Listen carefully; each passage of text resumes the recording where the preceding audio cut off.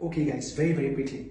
I have been hearing a lot of questions and a lot of concerns about ulcer, peptic ulcer disease. Many times when I'm walking, people keep asking me, what is the cause of this peptic ulcer disease? And in the community, a lot of people have been meeting me. It seems ulcer has become a common disease right now.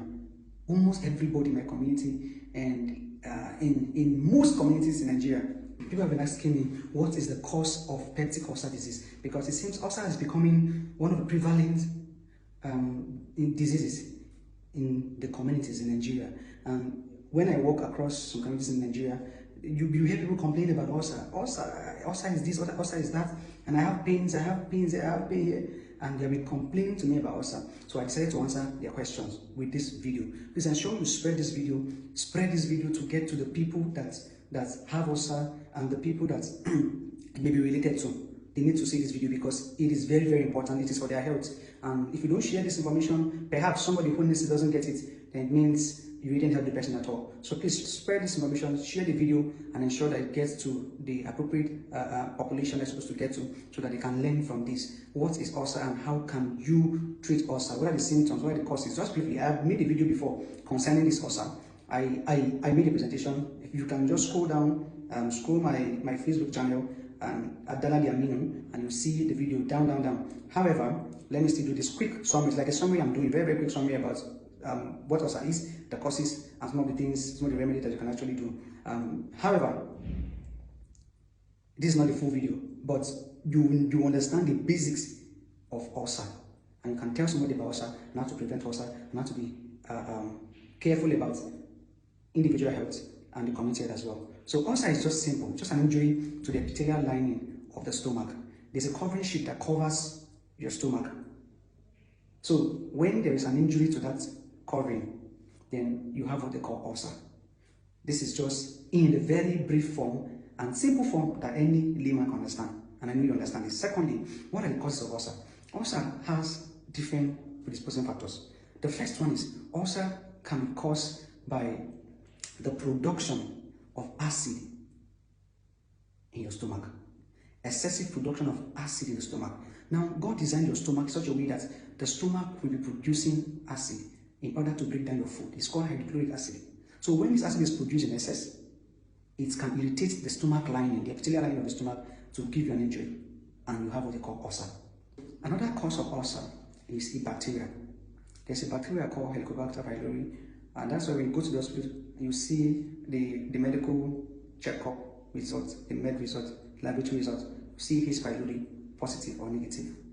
That bacteria causes ulcer. When you're infected with it, it will wear off or irritate your stomach epithelial lining, and you have an injury, which is ulcer. Alright, so another cause is the intake of non-steroidal anti-inflammatory drugs. The NSAIDs, they are called NSAIDs. They're actually analgesics, they are pain relievers. But when you take them in excess, they have a way of irritating your stomach lining and giving you ulcer.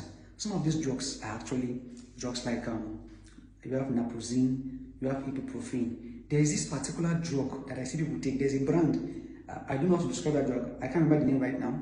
But that drug has a diagram of a human being, and then a naked human being somehow, and then there are points of pain. The drug is showing some points of pain like that.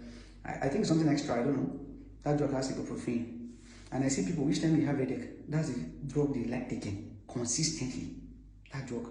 And that's ibuprofen. And ibuprofen is one of the NSAIDs that causes ulcer. So perhaps you can reduce the intake of that drug. Any drug that has ibuprofen, naproxen, consistent take of that drug can actually predispose you to ulcer. So these are the three major causes.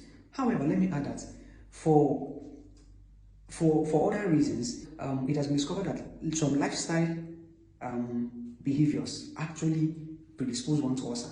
For example, smoking, alcoholism, irritates your epithelial lining, and they increase the impact of the acid on your stomach.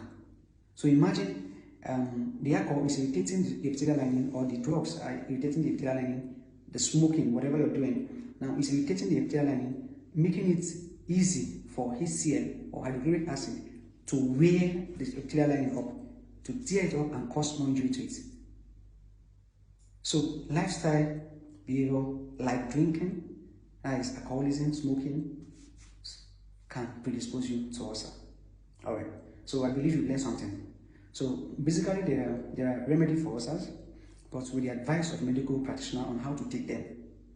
Mostly you use antacids, and then you do omeprazoles, ariprazoles, and then you could use an antibacterial to help resolve the ulcer. So I believe this information has helped you, like I said, with the help of a health practitioner to guide you on how to take all of those drugs. However, this is what ulcer is, and this is what it does, and how you can prevent yourself from it. Try to be up to date with personal hygiene to prevent infection. Take care of yourself, promote your health, mind what you eat, and then avoid smoking and drinking, alcoholism and drug abuse. Avoid them. Promote your health. You can use paracetamol as an analgesic, as your pain reliever, Panadol, whatever, and then live healthy. Spread this information, let it get to the people they're supposed to get to. Save your health. See you next time. I am Danladi Amino.